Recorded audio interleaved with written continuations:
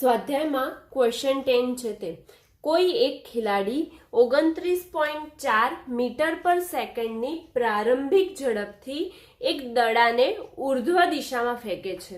તો આપણને 4 પ્રશ્ન આપ્યા છે તે સોલ્વ કરવાના છે. તો સૌથી પહેલા એ દડાની ઉર્ધ્વ દિશાની ગતિ દરમિયાન પ્રવેગની દિશા કઈ હશે. શું પૂછ્યું છે કે જો દડો ઉર્ધ્વ દિશા એટલે કઈ કે ઉપરની તરફ ફેંકવામાં આવે છે ત્યારે પ્રવેગની દિશા કઈ હશે. તો આપણે તેનો આન્સર લખીશું એમાં કે જ્યારે કોઈ પણ પદાર્થને ઉર્ધ્વ એટલે કે ઉપર તરફની દિશામાં ફેંકવામાં આવે તો તે પદાર્થને લગતું ગુરુત્વાકર્ષણ બળ ક્યાં લાગશે, તેને શિરોલંબ ક્યાં લાગે, નીચેની દિશા એટલે કે અધો દિશામાં લાગે છે. માટે કે પ્રવેગની દિશા કઈ હશે, અધો દિશા હશે. તો અહીં આપણે લખી શકીએ કે પદાર્થ ગુરુત્વાકર્ષણ બળની અસર હેઠળ ગતિ કરે માટે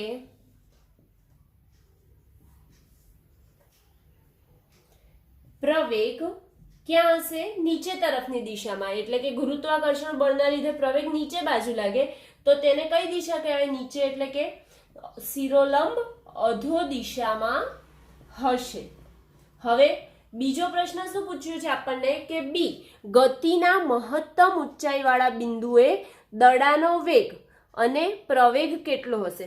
તો ધારો કે દડો આ જગ્યાએથી ફેંકવામાં આવે છે પણ જેટલો જોર હશે તે વ્યક્તિમાં એટલા જોરથી ફેંકશે અને એ વ્યક્તિ એટલા જોરથી ફેંકશે એટલે દડો આ મહત્તમ ઊંચાઈ ધારો કે આ છે અને તે આ જગ્યાએ h ઊંચાઈએ જઈને તે પાછો ક્યાં આવશે, નીચે આવશે. એટલે કે જ્યારે તે મહત્તમ ઊંચાઈએ પહોંચે ત્યારે દડાનો વેગ અને પ્રવેગ કેટલો હશે. તો દડાનો વેગ કેટલો હશે તો મહત્તમ ઊંચાઈએ જાય ત્યારે એનો વેગ કેટલો થઈ જશે, વેગ શૂન્ય થઈ જાય.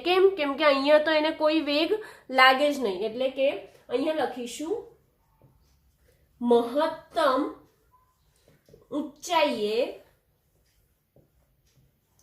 દડાનો વેગ શૂન્ય હશે અને તેનું બીજું શું પૂછ્યું છે, પ્રવેગ કેટલો હશે. તો મહત્તમ ઊંચાઈએ દડાનો પ્રવેગ કેટલો હશે, પ્રવેગ એટલે કે જે ગુરુત્વ પ્રવેગ લાગે છે તે. તો ગુરુત્વ પ્રવેગ હંમેશા કેટલો હોય છે, અધો દિશા તરફ હશે. ક્યાં લાગે છે, ગુરુત્વાકર્ષણ બળના લીધે પ્રવેગ ક્યાં લાગે, અધો દિશામાં. તો પ્રવેગ જે અધો દિશામાં લાગે છે તે કેટલો હશે તો તે પ્રવેગ 9.8 મીટર પર સેકન્ડ સ્ક્વેર જેટલો હશે.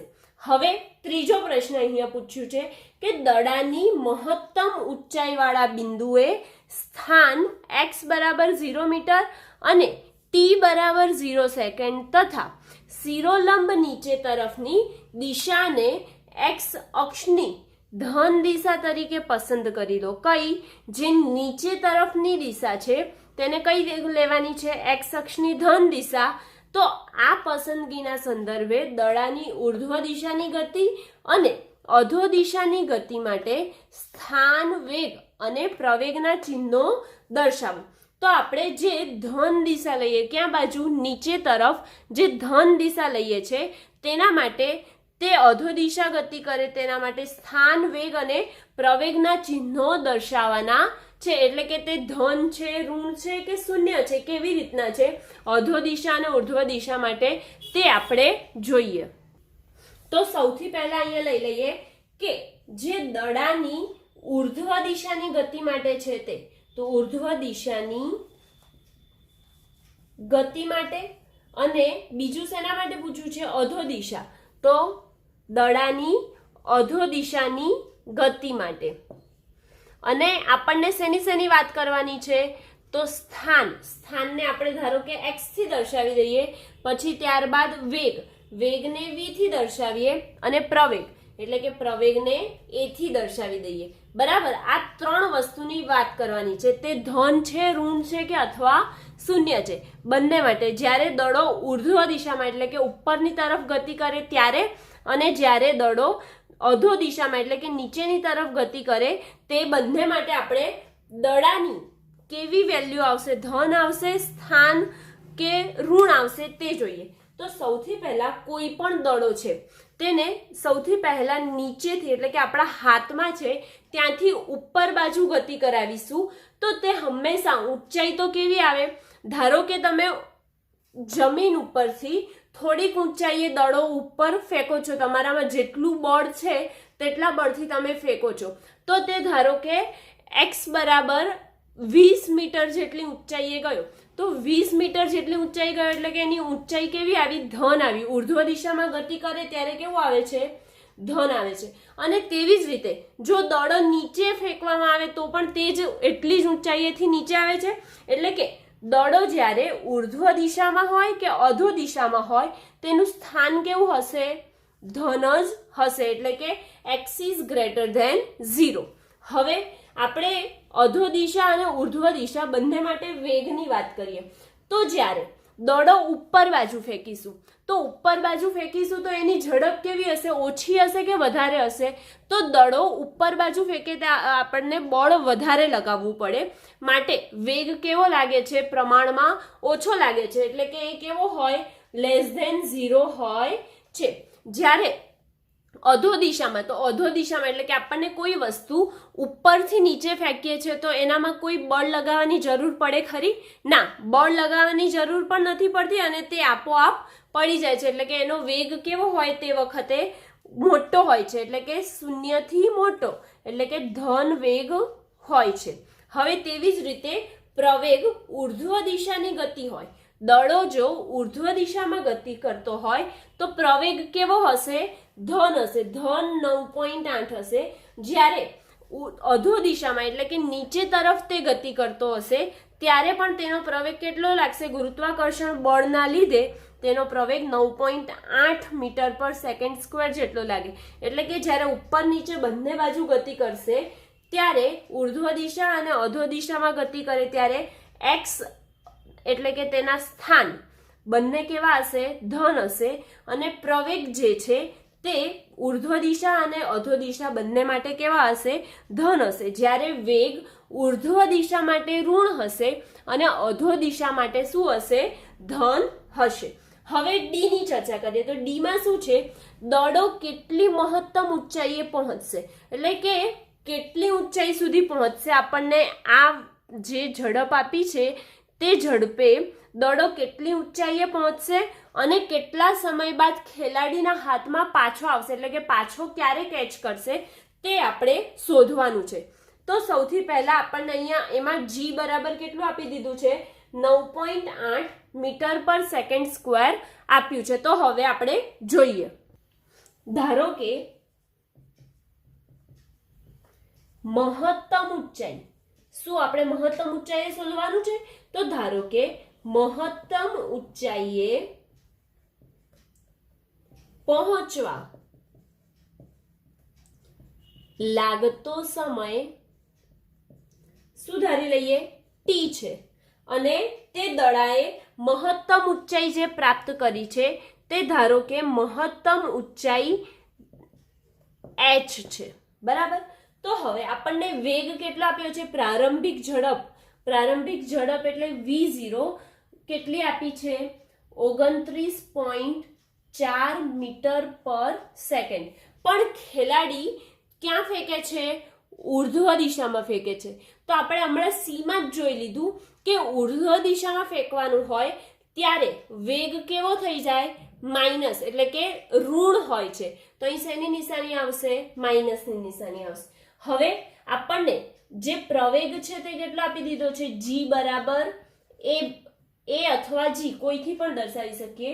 તેથી a બરાબર g બરાબર કેટલો, ઉર્ધ્વ દિશામાં હોય કે અધો દિશામાં કેટલો લઈશું, 9.8 મીટર પર સેકન્ડ સ્ક્વેર છે. તો હવે આપણી પાસે મહત્તમ ઊંચાઈ જે છે તે શોધવાનું સૂત્ર શું છે? તો જે આપણે નિયમિત પ્રવેગી ગતિના સમીકરણો ભણી ગયા હતા તેમાંથી ત્રીજું સમીકરણ v² - v0² બરાબર 2ax, એ સમીકરણ પરથી મહત્તમ ઊંચાઈ માટે લઈએ તો શું થઈ જશે, સૂત્ર શું છે, h બરાબર v0 સ્ક્વેર અપોન 2g. શું છે? h બરાબર v0 સ્ક્વેર અપોન 2g. હવે v0 સ્ક્વેર એટલે આ કેટલું છે? v0 કેટલું છે આપણું? -29.4 એનો વર્ગ છેદમાં 2 ગુણ્યા g એટલે કેટલા છે? g કેટલા આપ્યા છે? 9.8 મીટર પર સેકન્ડ સ્ક્વેર એટલે 9.8. તેથી h બરાબર, આપણે તો h જ જોઈએ છે ને, તો તેથી h બરાબર, અને ગુણાકાર કરીશું આ બંનેનો તો શું આવશે? 44.1 મીટર આવે. શું? ઊંચાઈ કઈ? મહત્તમ ઊંચાઈ કેટલી આવે છે? 44.1 મીટર. પણ હવે પાછો દડો જે ઉપર જાય છે અને કેટલી વારમાં તેના હાથમાં આવશે? કોના હાથમાં? તો જે ખેલાડી છે તેના હાથમાં આવશે. તો તેના માટે ઉડ્ડયન સમય શોધવા માટેનું ડાયરેક્ટ સૂત્ર છે TF એટલે કે ફ્લાઇંગ ટાઈમ TF બરાબર 2v0 અપોન g. શું છે? TF બરાબર 2v0 અપોન g. તો 2 ઇન્ટુ v એટલે શું છે? v0 એટલે -29.4. પણ સમય હંમેશા કેવી રીતે આવશે? સમય હંમેશા કેવો આવશે? ધન આવશે. એટલે કે અહીંયા કેવા લઈ લઈએ? +29.4 લઈ લઈએ સમય માટે, અને g 9.8. તો હવે આમનો 2 ગુણ્યા 29.4 ભાગ્યા 9.8 કરીએ એટલે આવે છે 6 સેકન્ડ. એટલે કે ઉડ્ડયન સમય કેટલો આવ્યો? Flying time 6 second. ખેલાડીના હાથમાં પાછો કેટલા સમય બાદ આવશે? તો 6 સેકન્ડ બાદ ખેલાડીના હાથમાં આવશે. 13 ક્વેશ્ચન, ઉદાહરણ સહિત બંને તફાવત સ્પષ્ટ કરો. ઓકે, અહીંયા આ જે બે પ્રશ્ન આપ્યા છે એ બે એટલે કે સ્થાનાંતર અને પથ લંબાઈ જે છે તેમના વચ્ચે જે તફાવત છે તે, અને અહીંયા સરેરાશ વેગ અને સરેરાશ ઝડપ જે છે તેમની વચ્ચે બંનેના તફાવત સ્પષ્ટ કરવાના છે. પણ કેવી રીતે? ઉદાહરણની સાથે. અને આ એ અને બી બંને માટે દર્શાવો કે બીજી રાશિ પ્રથમ રાશિ કરતાં મોટી કે તેના જેટલી જ છે. સમાનતાનું ચિહ્ન ક્યારે સાચું હશે? એટલે કે જે બીજી રાશિ છે બંનેમાં, એમાં બીજી રાશિ શું છે? પથ લંબાઈ. અને તેવી જ રીતે બીમાં બીજી રાશિ શું છે? સરેરાશ ઝડપ. તો આ બંને જે પ્રથમ રાશિ છે તેના કરતાં મોટી છે, બીજી રાશિ મોટી છે અથવા તેના જેટલી જ છે તે આપણે દર્શાવવાનું છે. બરાબર? તો સૌથી પહેલા આપણી પાસે જે એક ઉદાહરણથી સમજાવવાનું છે, તો ઉદાહરણથી સમજીએ. આપણી પાસે ધારો કે કોઈ એક કાર છે, તો કાર જે છે તે પોતાના ઘરેથી ઓફિસ જાય છે.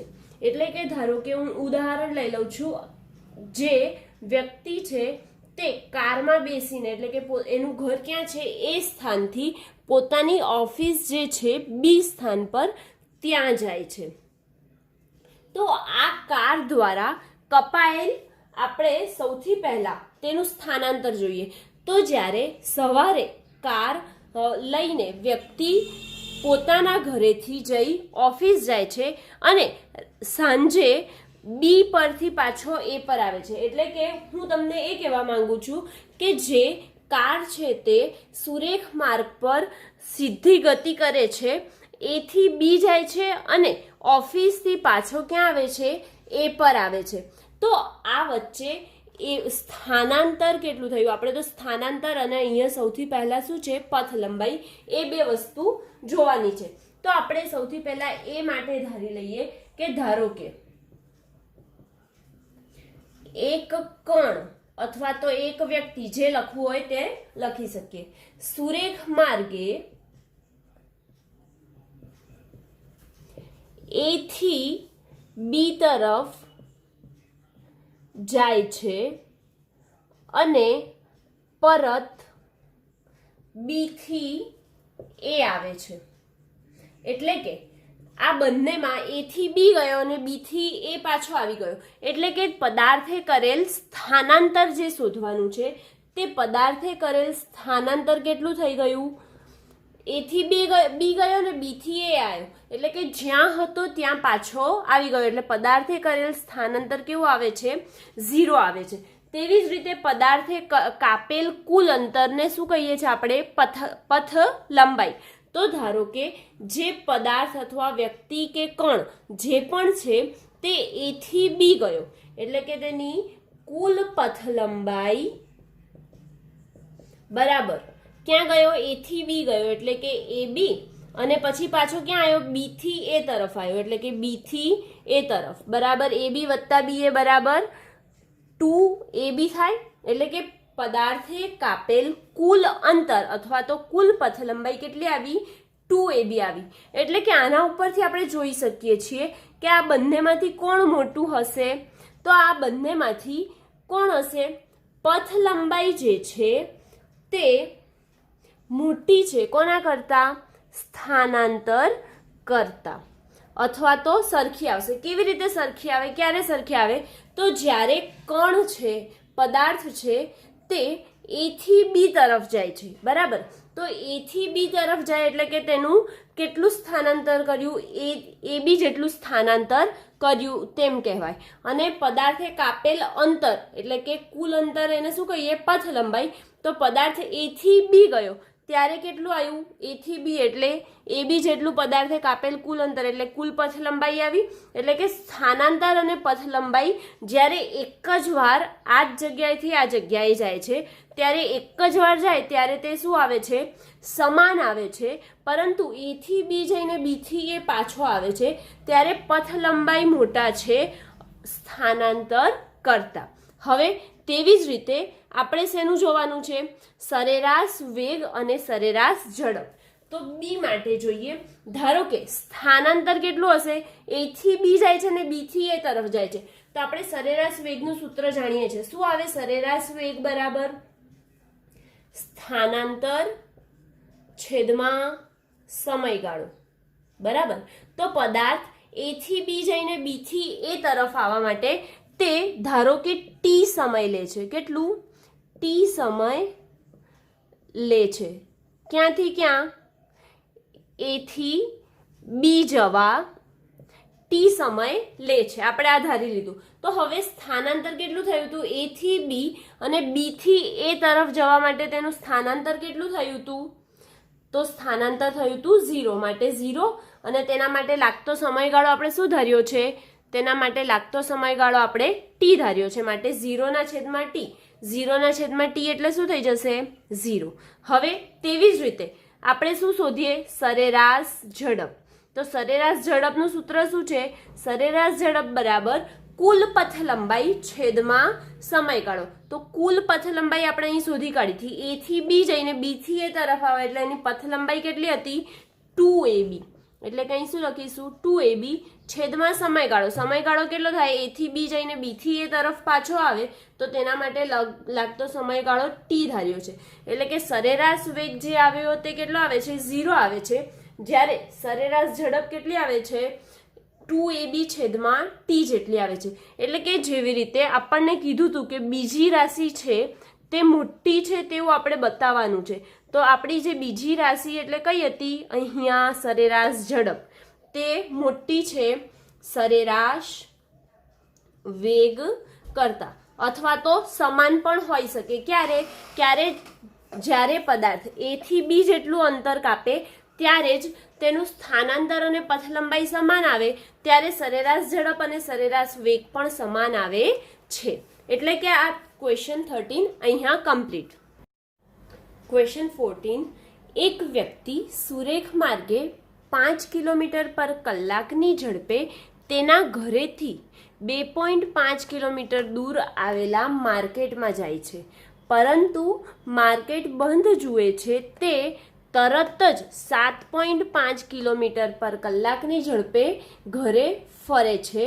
તો એ સરેરાશ વેગનું માન અને બી સમયગાળા 0 થી 30 મિનિટ, 0 થી 50 મિનિટ અને 0 થી 40 મિનિટ માટે વ્યક્તિની સરેરાશ ઝડપ કેટલી હશે? આપણને સૌથી પહેલા અહીં શું આપેલું છે? તો વ્યક્તિ કેટલી ઝડપે જાય છે તે આપ્યું છે અને કેટલું અંતર કાપે છે તે આપ્યું છે.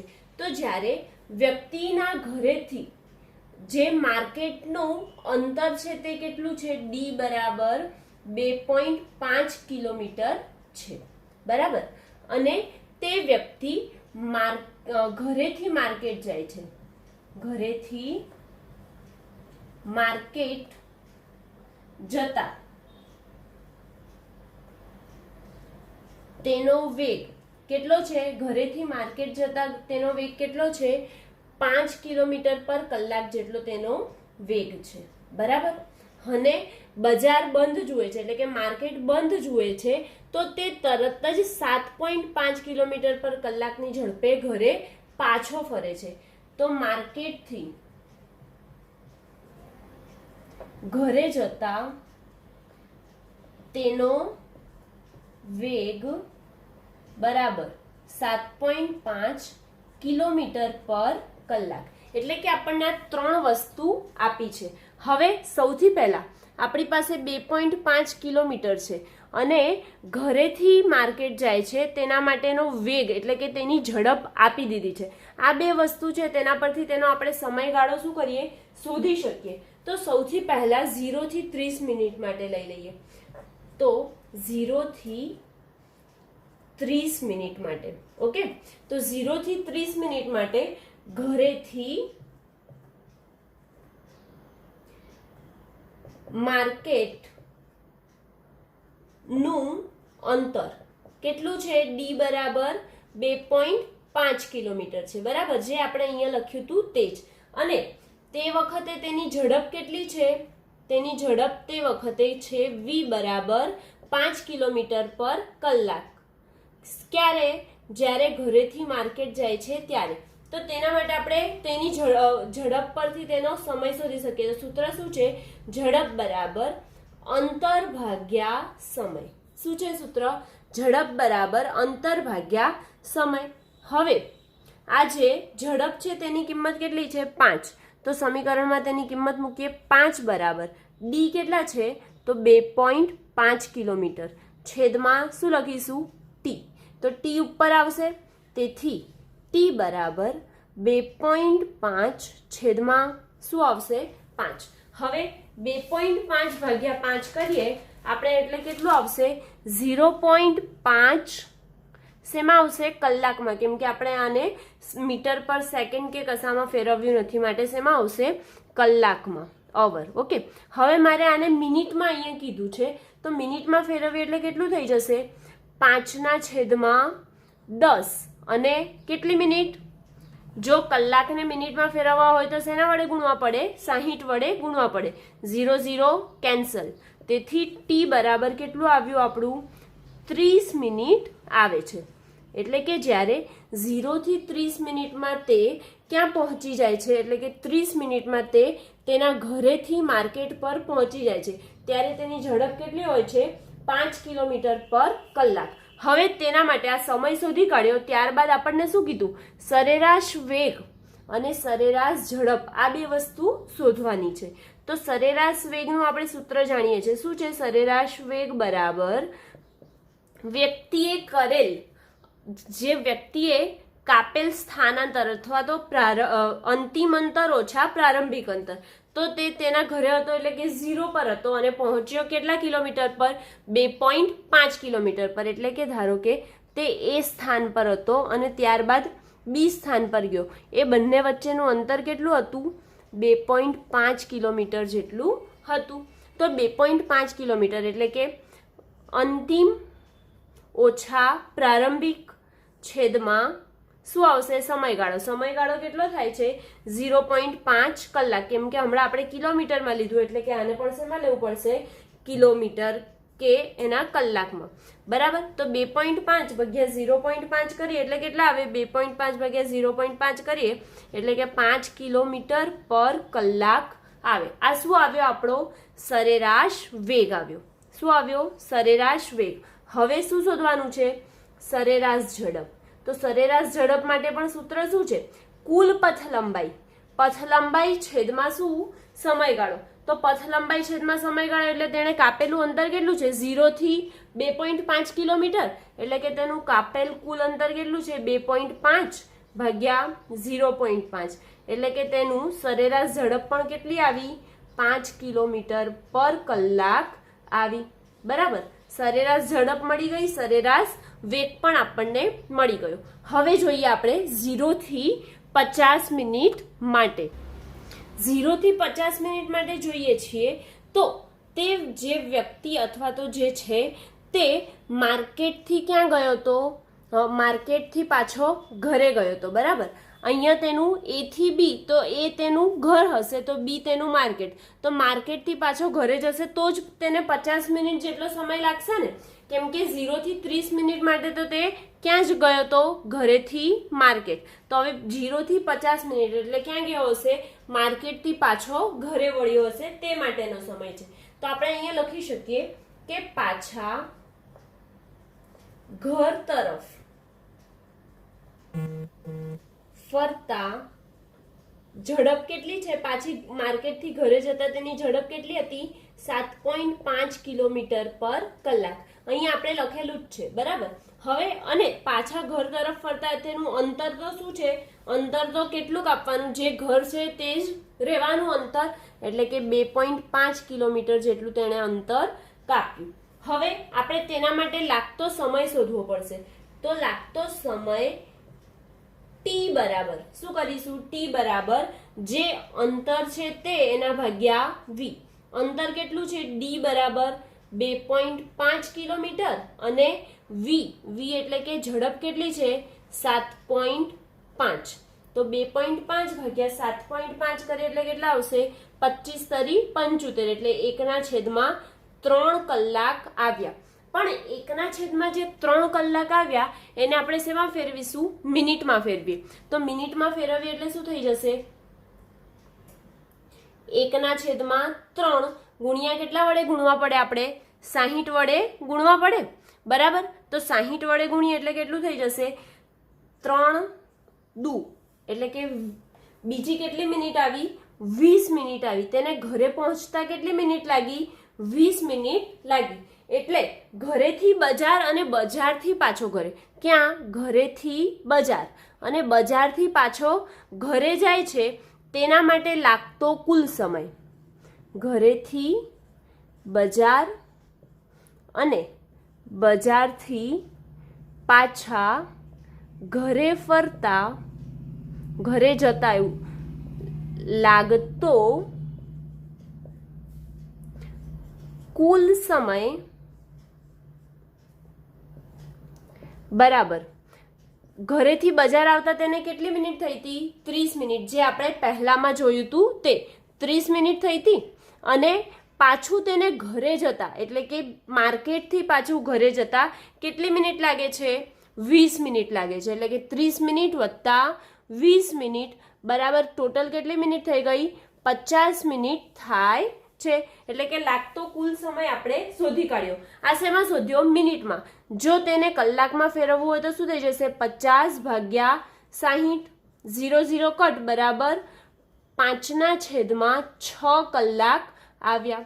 હવે તેના માટે આપણે શું શોધવાનું છે, સરેરાશ વેગ અને સરેરાશ ઝડપ. તો સરેરાશ વેગ શોધીએ. સરેરાશ વેગનું સૂત્ર શું થાય, સ્થાનાંતર છેદમાં સમયગાળો. તો સ્થાનાંતર, વ્યક્તિએ કરેલ સ્થાનાંતર કેટલું, તે એ થી બી ગયો અને બી થી એ પાછો ફર્યો, એટલે કે સ્થાનાંતર પોતાની જગ્યા પર જ આવી ગયો, એટલે સ્થાનાંતર કેટલું થયું 0 જેટલું થયું. બરાબર, અને છેદમાં શું આવશે, તેને લાગતો સમયગાળો. સમયગાળો કેટલો લાગે છે, કુલ સમયગાળો 5/6 જેટલો સમયગાળો લાગે છે. તો 0/6 કંઈ પણ હશે એટલે સરેરાશ વેગ શું આવે છે 0 કિલોમીટર પર કલાક. હવે તેવી જ રીતે સરેરાશ ઝડપ.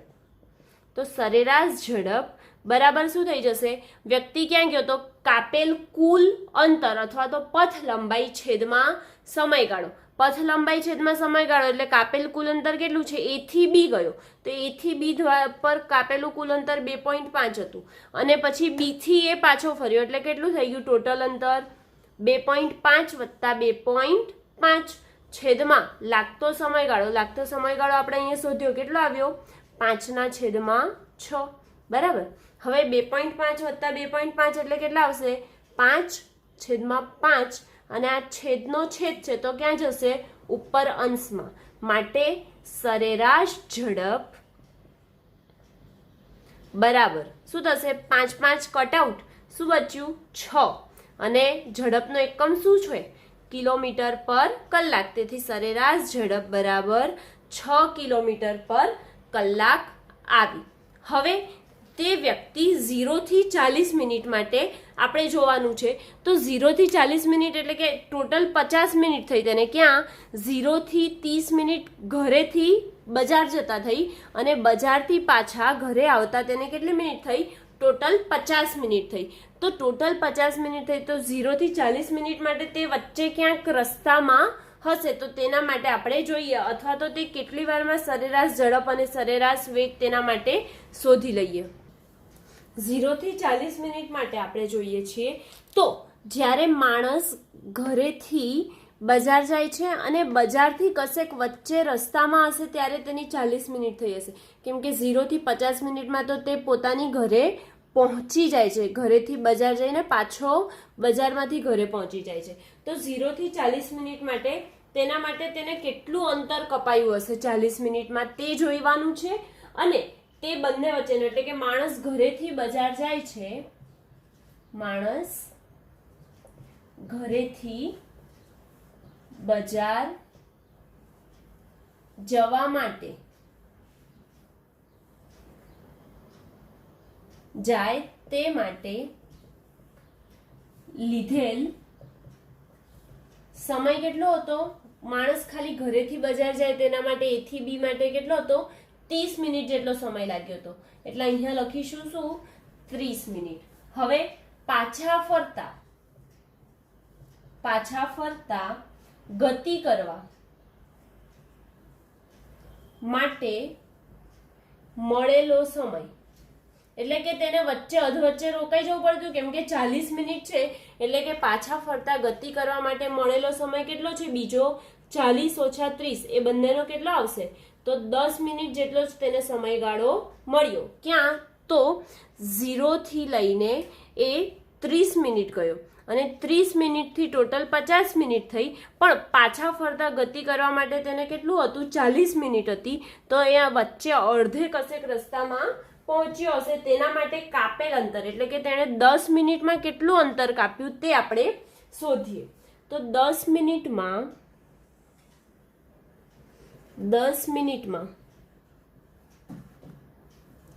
તેના દ્વારા કપાયેલ અંતર બરાબર શું થશે? તેનો વેગ કેટલો હતો? પાછા ફરતી વખતે તેનો વેગ કેટલો હતો આપણે શોધ્યો તો. આમાં છે માર્કેટમાં પાછા ફરતી વખતે તેનો વેગ કેટલો આપ્યો છે? 7.5 કિલોમીટર પર કલાક. તો પાછા ફરતા તેનો વેગ ગુણ્યા તેના માટે કેટલી મિનિટ બચી? પાછા ફરવા માટે લાગતો સમયની મિનિટ કેટલી બચી? 10 મિનિટ, એટલે કે તે સમય. તો બરાબર શું થઈ જશે? પાછા ફરતા તેનો વેગ 7.5 ગુણ્યા મળેલ સમય 10 મિનિટ. પણ તેને હવે શેમાં ફેરવવું પડશે? આ મિનિટ છે તેને આપણે તો અહીં કલાક લીધા છે, એટલે શેમાં ફેરવવું પડશે? કલાકમાં. એટલે 10/60. તેથી 7.5 ગુણ્યા 10/60 એટલે કેટલું આવશે? તો 1.25 કિલોમીટર. તેણે કેટલું અંતર કાપ્યું હશે? બીજી 10 મિનિટમાં. 30 મિનિટમાં 2.5 કિલોમીટર જેટલું અંતર કાપ્યું. તો બીજી 10 મિનિટમાં કેટલું અંતર કાપ્યું હશે? 1.25 કિલોમીટર જેટલું અંતર કાપ્યું હશે. તો હવે તેના માટે આપણે સરેરાશ વેગ શોધવાનું છે. તો સરેરાશ વેગ બરાબર શું થઈ જાય?